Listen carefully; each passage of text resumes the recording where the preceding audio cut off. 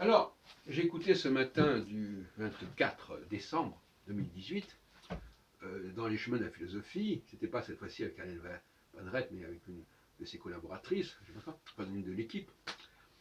On a beaucoup parlé de Tocqueville et de ce qu'on appelle les mécanismes de compensation, compensateurs, j'ai bien compris.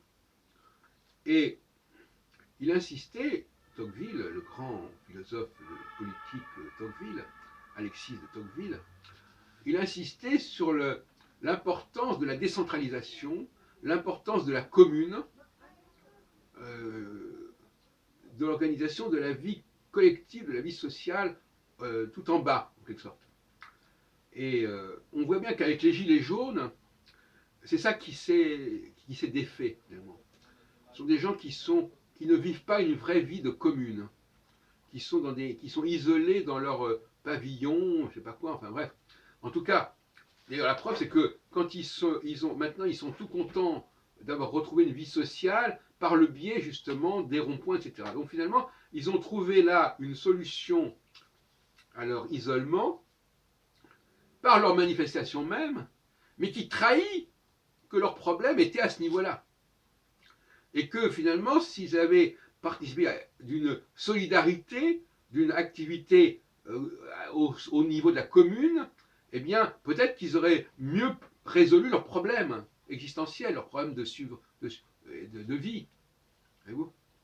Parce que ce sont des gens qui, je l'ai dit il n'y a pas longtemps, qui ne sont ni vraiment des gens de la ville, ni vraiment des gens de la campagne, qui sont dans une sorte d'entre-deux, hein, qui ne sont ni dans la communauté et la communion urbaine, ni dans la communion rurale.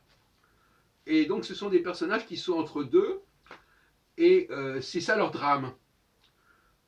Hein, ce sont des gens qui sont à la campagne mais qui vont travailler à la ville, ou des gens qui sont à la campagne mais qui ne profitent pas de ce que la campagne leur apporte. C'est le mécanisme un peu de la banlieue ou de la grande banlieue, si on veut. Hein. La banlieue proche encore, elle profite de la ville, mais la grande banlieue, elle n'est pas non plus ni dans la ville, ni dans la campagne. Vous connaissez la fameuse formule, je crois que c'est Alphonse Allais qui disait on voudrait avoir des villes à la campagne. C'est un peu ce genre de mythe. Voilà, donc finalement, c'est très important de développer ce que j'appelle moi une économie sociale, une économie de proximité, où on profite des ressources qu'on a autour de soi, et on n'a pas besoin de faire des kilomètres ni pour importer, ni pour aller voir quoi que ce soit. Il faut exploiter les ressources locales, à la fois sur le plan matériel, mais aussi sur le plan culturel. Hein, et il faut apprécier ce qu'on a sous la main. C'est ce que j'appelle une faculté d'adaptation. Il faut vivre avec les moyens du bord. Hein, et il faut adapter ses besoins sur ses moyens, non pas le contraire. Parce que quand on a des besoins qui ne correspondent pas à ses moyens, ça se passe mal.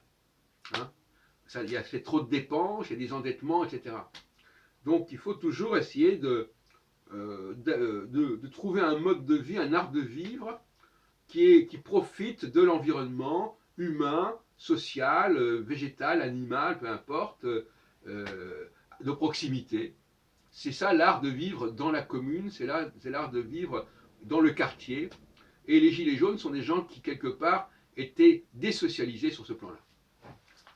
Ils se sont resocialisés par leur propre manifestation, ce qui est assez paradoxal.